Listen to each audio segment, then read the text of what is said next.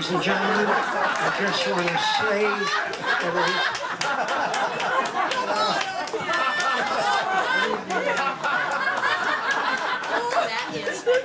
I want you to know this is the story of my life. I have had one disaster after another the last few days. Oh, I'm just about to do it again.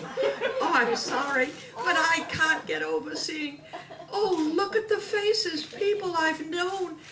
But Bill called me on the phone and said, Mom, do you know a young man named Ben Alba? I said, no, I never heard of him. Why? He said, he says he knew Dad, and Dad gave him permission to write this book about the creation of The Tonight Show. Ben is a trial lawyer. He is the legal professor at DePaul University in Chicago. He is the most brilliant man I have met since my husband left us all. And I never realized we should all have lawyers write our autobiographies and biographies, because let anybody try to say that Steve Allen didn't create The Tonight Show, and I've got a lawyer right here. And the last chapter, I cried with joy every time I read it. It was written by Larry Gelbart, who I think is, I mean, you know, he and David, oh, they're writers, brilliant, brilliant writers. And so I know you'll enjoy the book. And now, I know you're going to enjoy this dear man. Ben, darling. Mr. Ben Alba.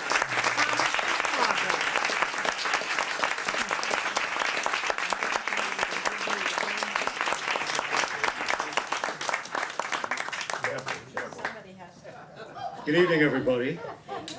It's good to see you all. Thank you so much, Jayne. I think, as you all know by now, Jayne is my agent. I think I want to call her my mom now at this rate. But and certainly now I can brag to all my friends that Red Buttons was my opening act. So thank you so much. I'd like to thank you all for coming tonight. I know you all came here from all over here, the region, just to see me. The fact that Jayne was here probably had absolutely nothing to do with the fact that you all came here to see me, but I do appreciate it just the same. And Jayne was asking me earlier about what inspired me to write this book.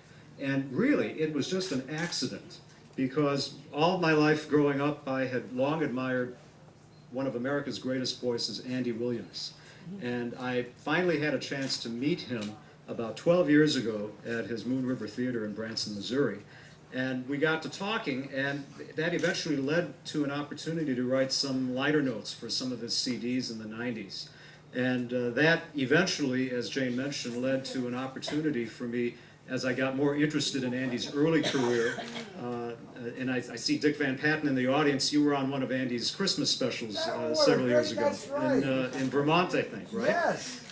And as I recall, I got to meet Steve Allen in 1997 because I wanted to learn more about Andy's early career as a regular. He was a regular singer on the original Tonight Show that Steve had hosted. And at that time, in 1997, that was really all I knew about Steve Allen, that he was a funny, bright man who was the first host of The Tonight Show. And as I was growing up in the 60s and 70s, I could see him appearing occasionally on TV and always made such a good impression, but I had no idea what it was that he was doing back in 1954.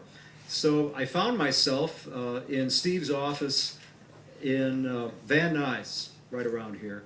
And it reminded me, because at that time I had been practicing law for about maybe 16 or 17 years, and I was so surprised to see this very modest office. If any of you have been over there, it's, I forgot the name of the street that it's on. Burbank. Burbank. Meadowlark. That's right. Meadow Lane Enterprises on Burbank Street.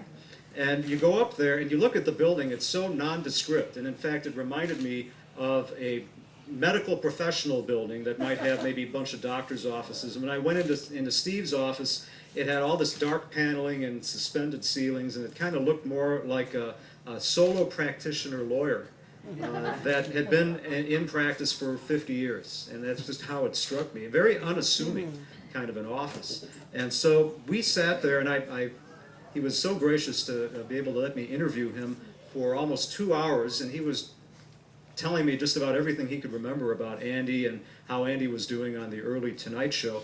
And what emerged out of that interview, which really surprised me because I wasn't prepared for it, was not only did I discover how proud he was of these early shows that he did, and you could really feel it, even at that time, about 40 years after he had been finished doing them, but how saddened he was by the fact that hardly any of those shows, as Jayne had told you, hardly any of them exist any longer on video.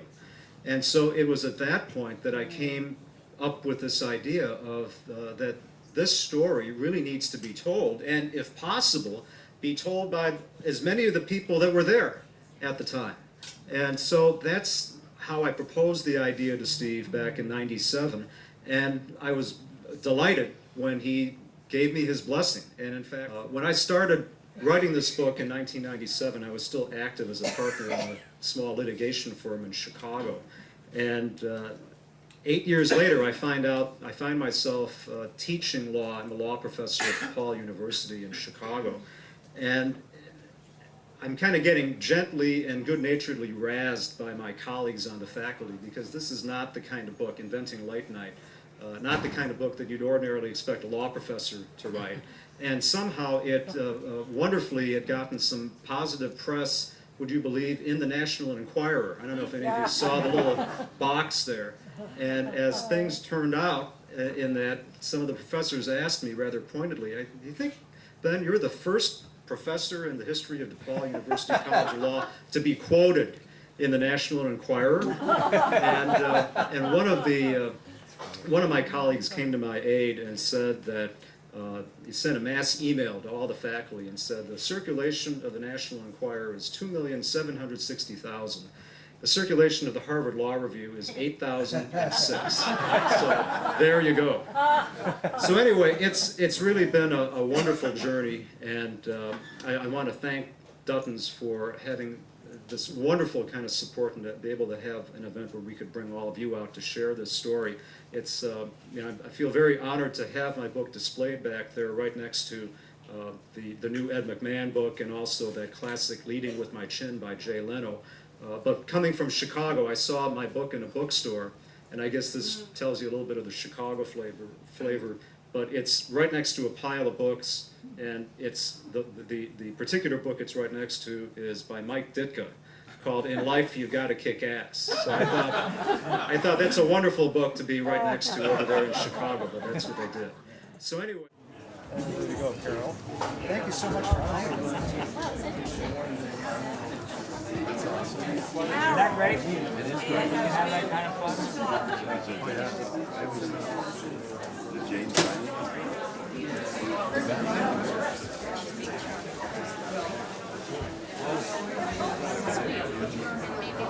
You know, I worked with Jayne 22 years ago. And she would always say to the writers, don't change the lines on me. I'll have to remember never, ever drop the line, ever. But she would say, don't change it because I'll get all confused. I go,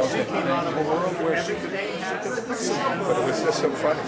Oh, don't change it. I'm so nervous. We look at each other, never drop the line, ever.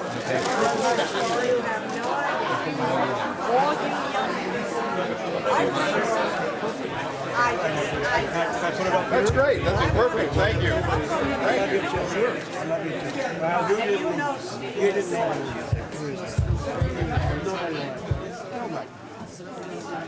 We sat down and there was, roasts.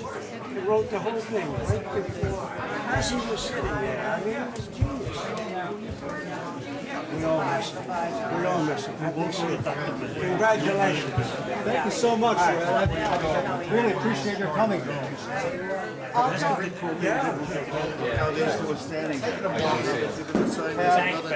Thank you. You will be thoroughly entertained. Say goodnight, man. Say goodnight, man. Good luck. All right. So much. Oh,